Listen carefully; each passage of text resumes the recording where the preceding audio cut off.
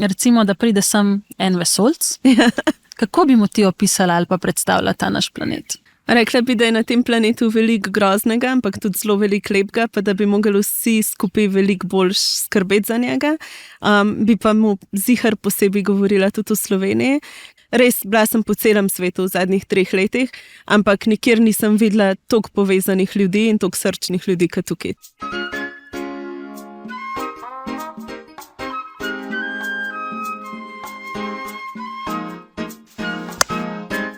Lepo pozdravljeni. Vsak od nas spreminja svet, tako ali drugače, ampak strahopetci, neuvidevneži in samozadostneži ga spreminjajo na slabše. Pogumni, odločni, vztrajni ljudje, ki razumejo pomen skupnosti, ga pa spreminjajo na boljše.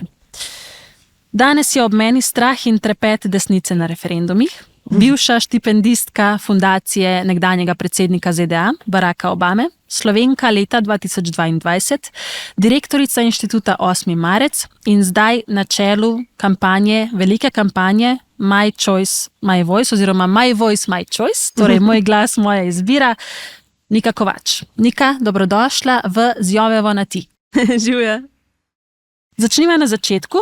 Najprej pri tebi. Jaz sem zdaj zelo na kratko povedala, kaj vse si ti. Zdaj pa ti meni povej, kdo si ti. Kdo je Nika Kovač? Ja, jaz vedno na to vprašanje odgovorim, da sem kaos na 2 nogah. Vedno pozabim milijon stvari, vedno imam tako v urniku 6 stvari hkrati, ampak nekako ta kaos na koncu funkcionira. Tako da to se mi zdi, da sem jaz. Ja, super. Pa če greva zdaj na tvoje poslanstvo oziroma poslanstvo inštituta 8. marec, jaz sem prebrala, da je glavno poslanstvo tega inštituta boj za pravičnejšo in enakopravnejšo družbo. Kako je prišlo do ideje konkretno za ustanovitev tega inštituta? Ja, torej inštitut zdaj obstaja že več kot 7 let in nekako se je ideja v meni porodila, potem ko sem koordinirala kampanjo Čas je za. Kampanja Čas je za je bila kampanja za enakopravnost LGBT skupnosti z vsemi ostalimi in v njej smo pač zgubili. Zgubili smo na referendumu totalno in zgubili smo zato, ker v resnici nismo vedeli, kako se referendume dela, na kakšen način.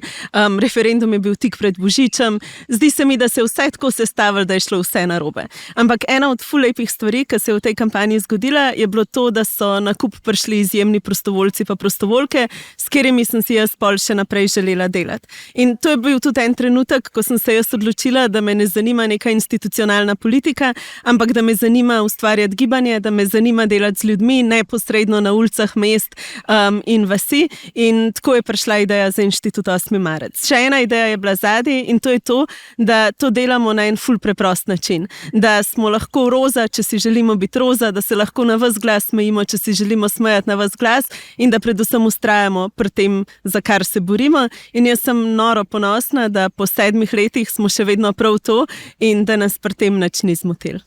Omenila si besedo ali barvo roza in moje naslednje vprašanje je delno povezano tudi s to barvo. Ampak na vzgojo na splošno. Torej, na dejstvo, da nas že od otroštva nekako učijo ali pa vzgajajo z nekimi stereotipi, ne nujno namerno ali pa zavedno. Se pravi, roza je za punčke, modra je za fantke, avtomobili so za fantke, barbike so za punčke in tako naprej, princeske in junaki v pravljicah, družbene norme, kako naj bi se kdo od nas obnašal, kaj naj bi dosegel, če si ženska ali če si moški. In ti vzorci se običajno nezavedno prav tako prenesajo, tudi če nočemo, v naše razmišljanje in naše vzorce, obnašanje in tako naprej, odnose, identiteto kot tako. Torej, kje se v tem kontekstu zares začne ta boj, torej to poslanstvo konkretno za pravičnejšo in enakopravnejšo družbo? Ja, izjemno zgodaj. Jaz mislim, da je ena izmed stvari, ki se moramo vedno znova pač upirati predpisane družbene vloge. Jaz sem bila en teden nazaj na Poljskem, v poljskem parlamentu z aktivistkami tam, ki so protestirale zaradi tega, ker je stranka skrajne desnice spet predlagala v bistvu še strožjo zakonodajo na področju splava in se borile za legalizacijo splava. In tam sem jaz imela po dolg časa stik z eno družbo, ki je res zaprta, kjer ženske še vedno umirajo v porodnišnicah zaradi stroge zakonodaje in zaradi prepovedi splava. In tam so mi te ženske razlagale, da je to v resnici pri njih kaj mora biti ženska, da mora biti ženska roza, poslušna, tiha, biti v kuhinji, ubogat, da se nikoli ne sme ločiti, da mora slediti nekim tradicionalnim vzorcem, da se to začne prenašati iz vrtca v šolo, v izobraževalni sistem in da potem to nikoli ne popusti. In jaz sem tam v resnici spet se spomnila, kako je živeti v taki družbi. V družbi, kjer ti točno veš, da je tvoje mesto za štedilnikom, kjer ti točno veš, da se od tebe pričakuje, da si tiho, uslušen, da nimaš nekih pravic, da če greš v porodnišnico, ko si noseč, da te mora biti strah, da lahko umreš, zaradi tega, ker bojo dali pač prednost življenju zarodka.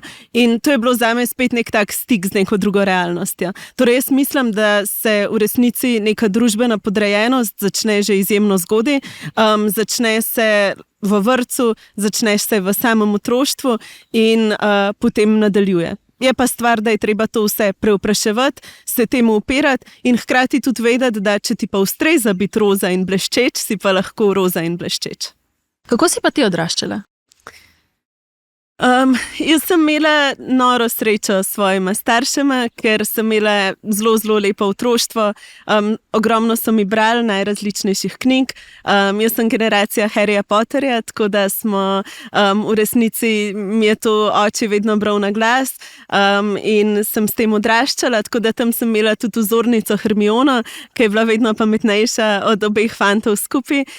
In zelo veliko se je mami z mano pogovarjala o družbenem stanju, zelo hitro sem z njima hodila na proteste, sploh z njo, in zelo hitro so mi nekako vcepili v glavo, da se je treba upirati nekim krivicam v družbi, in tudi vedno so mi govorili, da si je treba spoštovanje prislužiti, da če je nekdo poslanec ali pa, ne vem, minister, si ne zasluži čisto nič več spoštovanja kot čistilka ali pa en delavec, zaradi tega, ker pogosto so ti ljudje bolj pošteni ali pa spoštovani, tako da nekako to, pa veliko sem bila v Mariboru, pri babi pa dedku, tako da sem imela skozi eno tako široko skupnost. Če se jaz prav spomnim, imaš ti še eno knjižno junakinjo, Piko Nogavičko. Vam prav? Ja, Piko Nogavičko, zaradi tega, ker brala sem jo v bistvu od otroštva, to je bilo pa nekaj, kar mi je mami podarila na nek način, in Pika Nogavička je bila meni vedno vzor, ker je nosila nogavice različnih barv, lahko je dvigala na konja, bila je otroška, ker je bilo treba biti otroški, pa hkrati premikala neke meje skupaj s svojima prijateljama, in še zdaj, če imam res slab dan, ali pa če ne vem kako naprej, je to ena od knjig, po katerih posežem. Zdaj, svet, v katerem živimo, je vedno bolj nor, vedno bolj zmaterializiran, tudi individualiziran. In ta boj za skupne vrednote oziroma za to pravičnejšo družbo, enakopravnejšo, se zdi vedno težji. In me zanima, a se kdaj vprašaš, kaj mi je tega treba? A je vredno? Vem, da je vredno, ampak a se kdaj vprašaš, da imaš tako dosti vsega in da rečeš, ne morem več? Ja, vsak dan ne 5-krat. Zdi se mi, da ena od stvari, ki se v zadnjem času dogaja, je to, da se na družabnih omrežjih ustvarja neka lažna resničnost. Umetna inteligenca, pa predvsem pač porast uporabe lažnih profilov, je začel ustvarjati lažno resničnost, ki v resnici kroji našo podobo sveta, kjer številni lažni glasovi, lažni profili, ki so kupljeni na svetovnem spletu, v resnici komentirajo, širijo sovraštvo in ustvarjajo neko podobo, ki ni resnična. In dokler jaz nisem se začela s tem na ravni neke teorije pa prakse ukvarjati, da sem spoznala, kaj so mehanizmi zadaj, ker nekako pač verjamem v resnici tem glasovom, in potem sem rabila kar nekaj časa, da sem dojela, da to je sistematičen mehanizem avtoritarnih režimov, ki v resnici na ta način želijo ustvariti občutek, da smo mi nevredni dela. To je bil en ta pogled, ki je bil zame vedno problematičen, ampak se mi zdi, da odkar vemo, kaj se dogaja, se znamo proti temu boriti. Druga stvar pa je to, da se meni pogosto zdi, da smo tukaj v Sloveniji pač izjemno nemočni, da izjemno malo stvari v resnici lahko vplivamo tudi na neki svetovni ravni. Jaz z grozo opazujem genocid v Gazi, z grozo opazujem pač to veliko vojno, vem, da je tukaj Amerika faktor, ne strinjam se s tem, kar Amerika trenutno počne, in v resnici se pogosto vprašam, kaj pa mi v Sloveniji lahko glede tega naredimo, kako se lahko obrnemo, na kakšen način naši glasovi lahko sploh štejejo. Ne vem, zato cenim take glasove, kot si ti, ki so se pač pač oglasili o tem in mislim, da bi jih mogli biti še več. Se strinjam, popolnoma s tabo, ampak če sva glih pri tej manjšini, glede mogoče tudi konflikta v Gazi, ampak tudi na splošno, glede teh pomembnih vrednot, no, ali pa nekih, ki se mi zdi malo tako ljudem samoumevne, pa niti niso. Če pogledaš na to zdaj in če pogledaš 8 oziroma 7 let nazaj, si rekla, se pravi, še preden je inštitut nastal. Kakšen nasvet bi si dala zdaj takrat? V zdajšnjih časih takrat, kaj bi sama sebi rekla? A je kaj, da bi mogoče naredila tudi drugače? Omenila si tudi družbeno omrežje, vso gnojnico in vse živo. Omenila si, da zdaj razumeš bolj kot si. A je kakšen tak nasvet, ki bi ga dala sebi takrat? Pa v resnici bi še enkrat šla po tej poti. Zaradi tega, ker se mi zdi, da če hočeš delati, kar delamo mi v inštitutu, torej če hočeš si prizadevati za neke spremembe na dolgi rok, bo vmes veliko ene groze, veliko enega strahu, veliko enih občutkov nemoči, ampak se mi zdi, da nikoli ne smeš poraza ali pa slabe izkušnje videti kot konc neke poti. Torej, za nas nikoli ni to nek trenutek, ko se ustavimo pa rečemo, zgubili smo bitko, mi vedno rečemo, ok, fajtamo dalje in gremo naprej in delamo naprej. Mogoče, če bi lahko karkoli spremenila, bi nekako probala utrditi svoje bližnje, da jih ne gane, kar pač ljudje pišejo, pa kar govorijo, ampak to je ena zelo, zelo majhna stvar. Drugače se mi pa zdi, da sem zelo ponosna na to pot, ki smo jo prehodili in se mi zdi, da na koncu, če slediš nekim načelom, če ne popuščaš, če slediš dosledno vsebini, če se tudi oglasiš kdaj, ko nihče noče, da se oglasiš in si preprosto iskren in delaš, kar je prav, je na koncu vse v redu. Omenila si poti, pa bom zdaj dobesedno šla na te poti, ti res ogromno potuješ. Vem, da je doma najlepše, ampak če bi zbrala mogoče državo, kraj, karkoli, mogoče povezano s kakšno anekdoto, ne vem, kakšnim lepim spominom, kje si se vendarle počutila še vedno ok ali pa najboljše? Ja, jaz sem 1 leto živela v New Yorku, kjer sem študirala na Kolumbiji, kjer sem živela v nekem mehurčku, kjer mi je bilo zelo udobno, imela sem fino stanovanje, imela sem štipendijo in v tistem trenutku je bilo meni noro, ker je to mesto toliko veliko, toliko raznoliko, ker ima New York vseb največja socialna gibanja za družbeno spremembo, ker sem spoznala ljudi, ki si trudijo spremeniti družbo in tam sem se jaz res počutila doma. Imam pa zelo ambivalenten odnos do Amerike, ker sem hkrati do nje neizmerno kritična.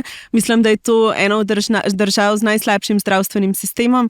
Jaz imam sladkorno bolezen tipa 1 in sem mogla vsak mesec domov po inzulin, zaradi tega, ker je toliko drag v Ameriki, da je bilo zame cenej plačati letalsko karto in leteti vsak mesec nazaj. Hkrati pa, če narediš, ne vem, 20, 30, 40 metrov, lahko iz popolnega luksuza prideš v popolno revščino. In hkrati se mi tudi zdi, da v resnici pač imajo oni vso možnost na tem svetu, da bi zgradili bolj pravično in socialno družbo, pa je kar ne izkoristijo. Tako da, kljub temu, da vedno znova reflektiram, kaj Amerika je, da sem do njih kritična, da bi šla takoj nazaj. A si mogoče kaj v kontaktu z nekdanjim predsednikom Obamo? Videla sem ga še parkrat, potem, ko sem bila v Ameriki, še vedno sem v kontaktu z samo fundacijo, tudi nekaj časa sem tam jaz mentorirala, ampak se mi zdi, da sem si rekla, da zdaj v 30-ih bom počasi delala druge stvari, tako kot je kampanja My Voice, My Choice. Če greva, omenila si že to, da mogoče ne moramo vsega spreminjati, kot bi si želeli, ampak pomen skupnosti, mislim, da nama je obema zelo jasen, pa tudi angažma posameznice ali posameznika, tudi meni kot nekomu v Evropskem parlamentu, ampak tudi tebi kot nekomu, ki je res na tem področju družbenega aktivizma zelo, zelo, zelo močen. In če greva na najbolj aktualno kampanjo v tem trenutku, pa tudi sicer po mojem, največjo vašega inštituta, torej Moj glas, moja izbira, vi začenjate z izbiranjem podpisov za zagotovitev ene od temeljnih, po mojem mnenju, človekovih pravic. Torej, za varen in dostopen splav. A nam lahko poveš kaj več o tej kampanji? To je bila v bistvu kampanja, ki smo si jo v inštitutu želeli delati zadnji 2 leti. Ko sem šla jaz iz Amerike, sem imela v glavi 2 različni izkušnji, ki sem jih tam doživela. Prva je bila ta, da sem videla, kako so čez noč zaradi ustavnega sodišča preprosto ukinili pravico do svobodnega odločanja o rojstvu otrok po celi Ameriki. Druga izkušnja je bila pa ta, da sem bila noro ponosna, kar smo naredili v Sloveniji. Takrat je bil za mano vodni referendum, kampanja Gremo volit, ampak hkrati so mi pa vsi moji sošolci govorili, ampak to je 2 milijona ljudi. Daj narediti nekaj na ravni Evrope. In te 2 izkušnji sta mi dali neko motivacijo, da sem začela razmišljati, kako bi v inštitutu zagnali kampanjo na ravni Evrope, in ugotovili smo, da lahko ti kot državljan Evrope vložiš evropsko pobudo, ki predlaga Evropi neke spremembe. In naša takojšnja ideja je bila, da naredimo nekaj na področju splava, ampak potem so nam začeli vsi evropski birokrati razlagati, da se to ne da.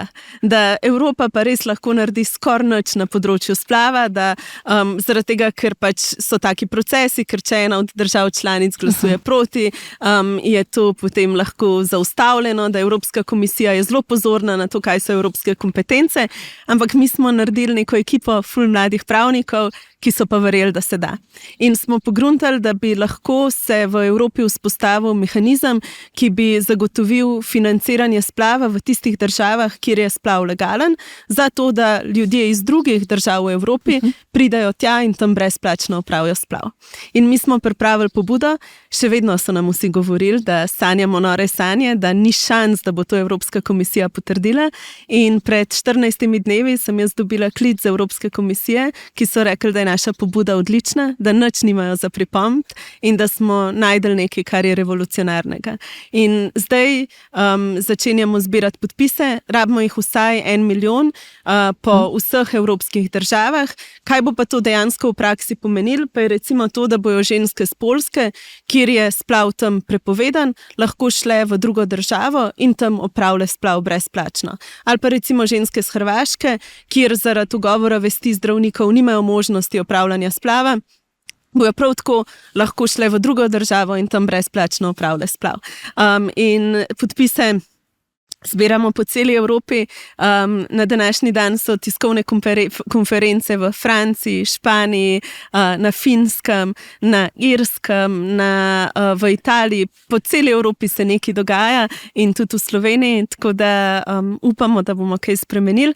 Je pa v resnici še en hakelc v tej celi kampanji, in sicer dejstvo je, da mi smo stvari vzeli v svoje roke kot državljani in državljanke, kot skupina ljudi, ki ima dovolj tega stanja, ampak vseeno je pa pomembno, da se izvolijo evropski poslanci in poslanke, ki bojo ki bojo to iniciativo podprli. Zaradi tega, ker ko mi zberemo dovolj podpisov, bojo o tem odločali evropski poslanci in evropski komisarji, in zaradi tega je še en naš message ta, da je treba na evropske volitve in da se je treba zelo dobro pozanimati, kdo so evropski poslanci in kandidati, ki to podpirajo, in jih podpreti, zaradi tega, ker bomo rabili čisto vsako roko, ki bo to glasovala. In tudi to je eden od razlogov, zakaj danes tukaj s tabo sedim, ker si bila vedno zaveznica v teh stvareh in ker se mi zdi, da je pomembno, da boš tam tudi čez nekaj mesecev. Hvala. In glih to sem te hotela vprašati. Mi smo imeli na zadnjem plenarnem zasedanju glasovanje, sicer povezano tudi s tem. Glasovali smo o resoluciji, ki bi to pravico vnesla v listino Evropske unije, temeljno listino. Zelo verjetno ne bo šla skozi zaradi že omenjenega tega konsenza držav članic. Niso vse države članice očitno v letu 2024. In me ravno to zanima, se pravi konkretno tvoj pogled na to, da smo leta 2024, medtem ko določene države, tudi članice Evropske unije, živijo v nekih nazadnjaških časih. Meni osebno se zdi to nepojmljivo, ampak tudi kot ženski, ki ima določene izkušnje na tem področju, nepredstavljivo. Ja. Če se spet jaz vrnem na Poljsko, jaz ogromno časa preživljam s poljskimi aktivistkami. Ena izmed njih je Marta Lempart, ki je vodila Polish Women Strike, torej velike proteste za to, da se v resnici legalizira splav na Poljskem in ona mi je prepovedala o tem, da ko ženska na Poljskem zanos, je njen največji strah iti v porodnišnico, ker ne ve, a bo dobila v primeru, da gre nekaj narobe, ustrezno oskrbo, a bo preživela ali bo umrla. Ženske, ki so na Poljskem umrle, so bile mame, so bile izjemno mlade ženske, so bile ženske, ki so imele družine, so bile ženske, ki so si želele živeti in v nobeni drugi državi v Evropi ne bi umrle, ker bi dobile ustrezno zdravniško pomoč. In Marta trdi, da so to umori in jaz se s tem strinjam, zaradi tega, ker je dejansko te ženske pač ubila grozljiva zakonodaja na Poljskem. Da bi bila pa ironija še večja, so pa prav aktivistke, ki se borijo za splav na Poljskem, bile tiste, ki so delale kampanjo Gremo volit za državnozborske volitve. One so bile na ulicah, one so bile deležne hudega policijskega nasilja. Marta konkretno 3 mesece ni mogla hoditi, ker jo je policija toliko pretepla. Živela je v pisarni, ker so nekako izvohali njen naslov in je tam dobivala toliko groženj. In ena izmed njihovih temeljnih zahtev na volitvah je bil splav. In zdaj ponovno ne vedo, a bo parlament to podprl in a bojo držali svojo obljubo. Torej, to se mi zdi nedopustno. Naslednja država je recimo Malta, še ena država, ki ima pač obupno zakonodajo na področju splava, kjer grejo ženske, ki pomagajo pri teh ali pa ki upravljajo splav, lahko tudi v zapor.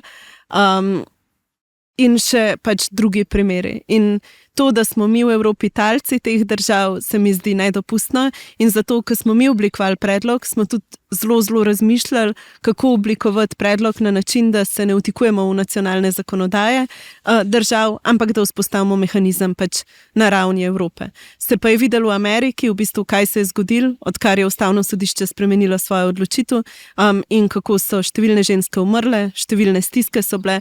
In še ena stvar je, da kjer je splav prepovedan, se splav še vedno dogaja. Samo na Poljskem se vsako leto zgodi 200,000 nelegalnih splavov s pomočjo nevladnih organizacij, s pomočjo črnega trga in treba se je zavedati, da prepoved splava v resnici pomeni samo prepoved varnega splava, ne pomeni pa konec upravljanja splava. In to je še nekaj, o čemer je treba res veliko govoriti. Se mi zdi ironija tudi to, da tisti, ki zagovarjajo drugo stran, oziroma ki so nazadnjaški v tem nekem svojem prepričanju, zagovarjajo pravico do življenja. V resnici jo pa ravno s tem, ko to zagovarjajo, v bistvu odtegujejo oziroma odstranjujejo od žensk. Ne? Ja, pa še ena stvar je meni nenavadna in sicer pač več kot 200,000 ljudi v Sloveniji, naprimer, če samo vzamemo primer Slovenije, živi pod pragom tveganja revščine. To so ljudje, ki ne morejo plačati položnic na koncu meseca, to so ljudje, ki so v stiski zaradi norih cen najemnin, to so ljudje, ki pač izjemno težko preživijo. In jaz sem zdaj stara 30 in marsikdo iz moje generacije se recimo ne odloči za materinstvo ali pa za starševstvo, zaradi tega, ker nima materialnih pogojev, da bi dejansko lahko načrtoval svoje življenje z družino. In ena od stvari, ki je meni nenavadna pri vseh teh ljudeh, ki vpijajo za življenje gre, je pač to dejstvo, da te ljudje preprosto se ne borijo za, ne vem, dvig socialne pomoči ali pa za višjo minimalno plačo. Ko smo mi delali kampanjo za brezplačna kosila, niti ena od njihovih organizacij te kampanje ni podprla. Torej, dejansko njim ne gre za življenje, dejansko jim ne gre za pogoje, ampak se jim gre za kontrolo nad našimi telesi in to je pač nedopustno. Če ostaneva pri nazadnjaštvu in pri dejstvu, da si ti velikokrat dežurna krivka za vse, kar je narobe.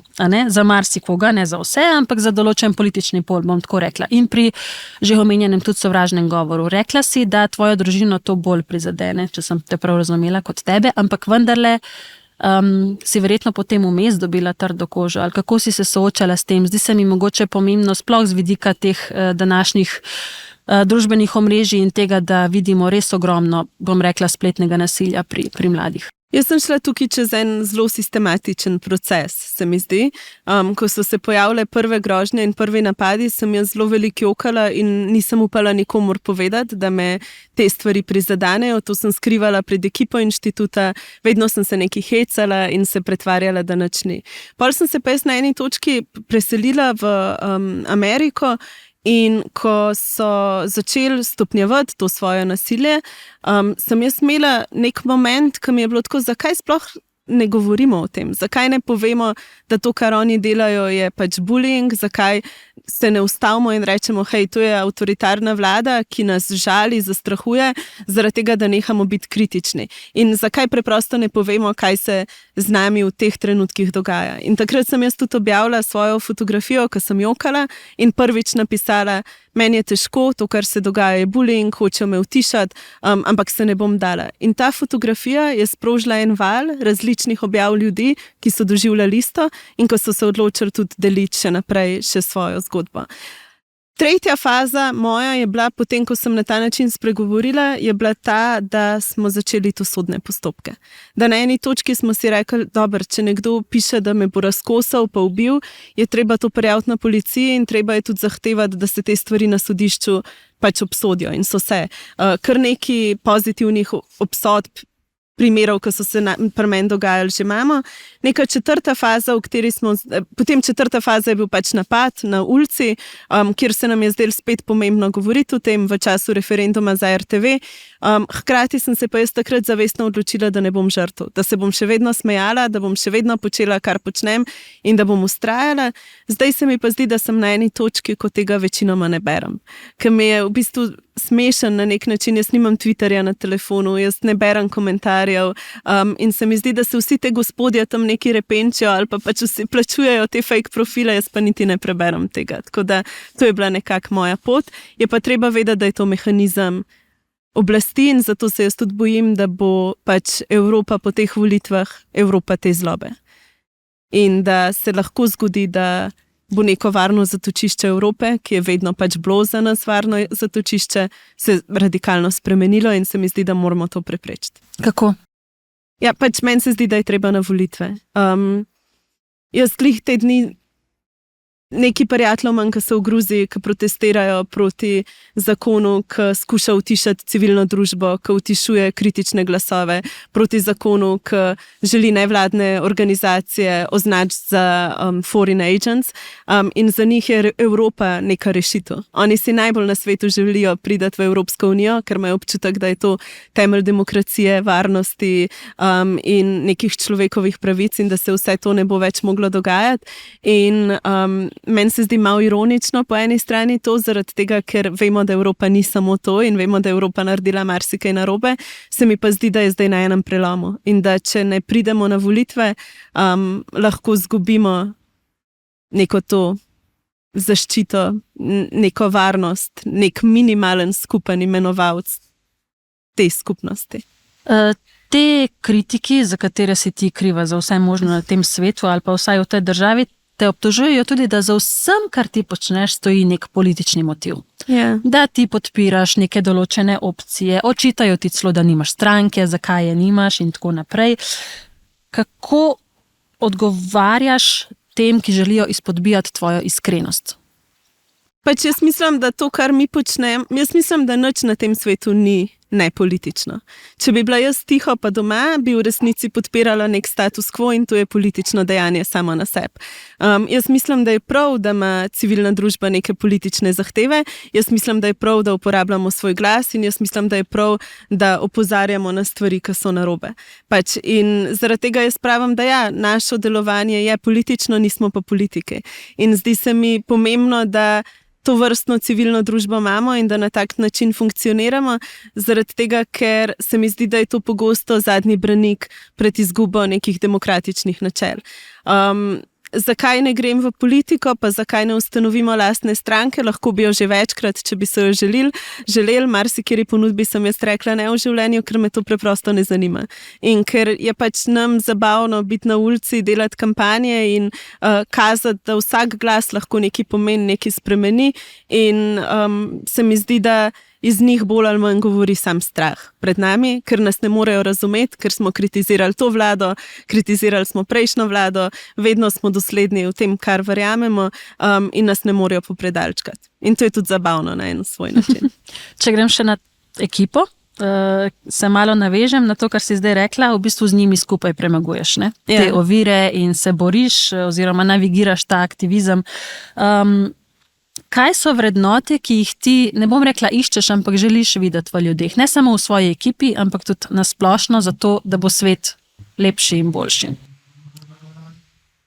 Dobro vprašanje. Ena od stvari, ki jih mi imamo kot pravilo v naši ekipi, je to, da noben sestank ne sme trajati več kot 1 uro, da se moramo vse hitro zmeniti in potem samo delati stvari, zaradi tega, ker se mi zdi, da v tej družbi ful preveč pametujemo in ful premalo delamo različnih stvari.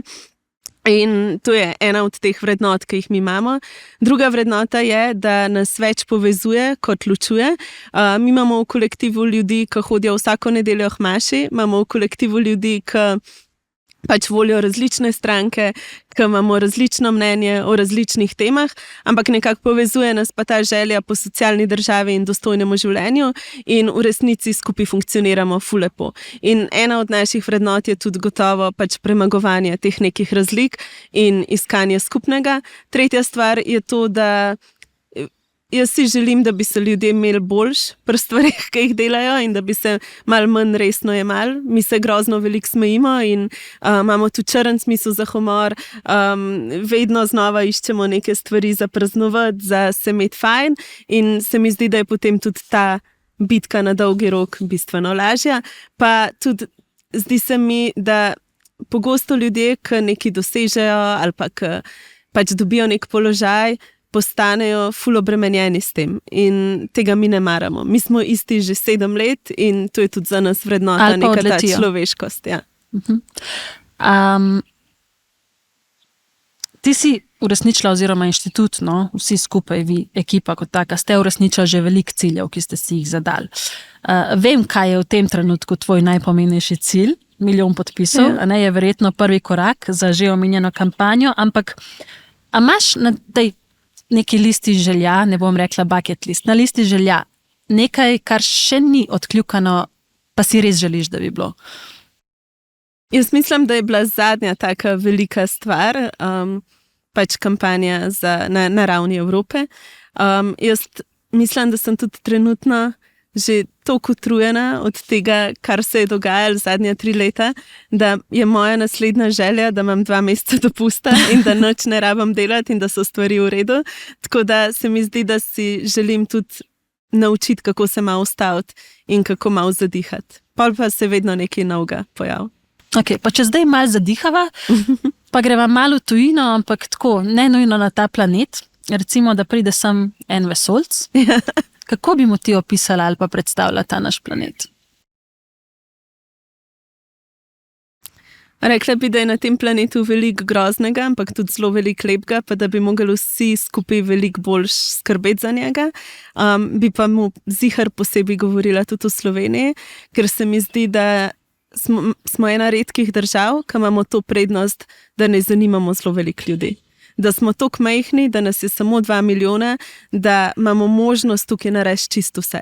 Da imamo možnost zgraditi najbolj socialno družbo, da imamo možnost biti vzor za tujino, da imamo možnost vzpostavljati kampanje po celem svetu ali pa vsaj po Evropi in zdi se mi res pač to en tak poseben privilegij in tudi jaz bila sem po celem svetu v zadnjih 3 letih, ampak nikjer nisem videla toliko povezanih ljudi in toliko srčnih ljudi kot tukaj. Tako da o tem bi posebej govorila. Jaz iskreno upam, da to ne ostane samo pri možnosti, ampak da dejansko se premaknemo tudi v konkretno realnost v zvezi s tem. Če greva še malenkost na izmišljene junake, če bi lahko zbrala, ne bom rekla 3, lahko tudi enega, ki bi ga rada imela, ne vem, na večerji recimo. Koga bi najraje imela? Powerpuff Girls. Okay. Powerpuff Girls so nekaj, kar imamo mi po stenah naše pisarne, kar si pošiljamo, ker smo najbolj zmatrane. Zaradi tega, ker na prvi pogled, ki jih pogledaš, se zdijo samo luškane punce, ki ne bojo nič naredile, ampak v resnici vedno znova rešijo svet. Tako da tukaj je kar jasen odgovor. Potem je to tudi super moč, ki si jo želiš imeti. To, kar so imele one. Okay. Ko se zjutraj zbudiš, na kaj najprej pomisliš? Kavo. Jaz tudi, okay. Nisem jutranji človek sploh. Če bi bilo po moje, bi delala do 1-3 po noč, pa začela dan ob 11. A imaš kakšno rutino, razen kave, ko se zbudiš, ampak nekaj, kar res je vedno vsak dan isto? Tako, kar mora biti isto. Po moje je kar ta kava jutranja.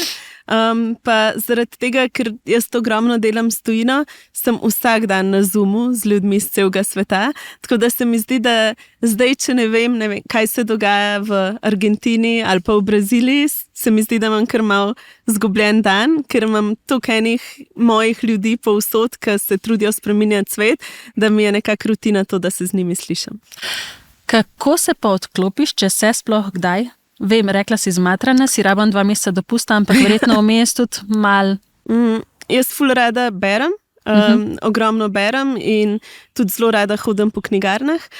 Sicer pa rada grem tudi v kakšno galerijo ali pa v muzej in spoznavam neke nove stvari. Pa tudi imam guilty pleasure, to so pa neumni resničnostni šovi na Netflixu. S puncami ful rade gledamo Love is Blind in komentiramo, kdo je s kom in kaj se dogaja, tako da to je tudi eden od načinov. Ok, kaj pa trenutno bereš? Kaj trenutno berem? Trenutno pa sem začela v bistvu brati en mladinski roman, ki sem napisala spremno besedo za njega nekaj časa nazaj, ampak sem ga spet vzela v roke. Naslov mu je Kako mi je norost razložila svet in v bistvu govori o enem zelo nenavadnem prijateljstvu med eno mlado punco in starejšim gospodom in kako ona dva skupaj probata reševati svet. Ful imam rada te knjige za mladino, kdaj, sem posebej utrujena, ker se mi zdi, da nosijo toliko enih lepih sporočil pa prijaznosti vseb, da te tako malo pobožajo. Jaz mislim, da je čas, da mi dve zaključiva, ker je to tako lep zdaj zaključek bil, da sploh ne želim več v bistvu na tem mestu nadaljevati, ker mislim, da smo ogromno stvari tudi povedali, razložili, ampak začeli smo z vprašanjem, to bo zdaj zadnje vprašanje, začeli smo z vprašanjem, kdo je Nika Kovač. Yeah. Zdaj te bom pa vprašala podobno, ampak malo drugače. Kdo je Irena Joveva? Moj najljubši spomin na te je, kako smo se enkrat srečali na enem letališču in si izgledala kot ena šolarka z ruzakom, tako zgubljeno si gledala na uno tablo in sem pomislila, rekla sem celo eni punci iz inštituta, ona je pa ena redkih, ki je ostala ista. In zdi se mi, da je tvoja super moč ta, da si ohranila človeškost, da te ni prevzela institucija Bruslja, da si bila najverjetno načelna vsa ta leta, da si se upala zoperstaviti drugim in da si hkrati ob tem pač ohranila tudi nek ta svoj način funkcioniranja, ki si ga imela prej. In jaz sem v resnici ful ponosna, da te imamo in zdi se mi, da bi rabili še več takih ljudi v institucijah, kakor si ti. Hvala. Super pogovor je bil, res krasen in jaz bi ti tudi rada zdaj čestitala za ta nenehen pogum, vztrajnost, tudi zgled si mi, tudi meni in verjamem, da še marsikomu ali pa marsikateri punci za to pokončno držo, za to predanost ciljem. Vem, da ni enostavno, vem, da ni, ampak hvala, ker si, zato ker mogoče kdo očita naivnost takim, kot sva mi dve, ampak jaz vedno rečem, da so naivnost očitali mnogim, ki so v človeštvu premikali meje. Ja, se strinjam. In to je to. In hvala tebi, upam, da si vzela čas. In upam, da se čez eno leto vidva nekje v Bruslu, ko bomo mi predstavljali našo inicijativo, ti boš pa stala za nami. Tudi jaz res zelo upam in verjamem, da se bo to zgodilo. Hvala tebi in hvala vsem, ki ste jo spremljali. Z Jovevo na ti. Do naslednjič.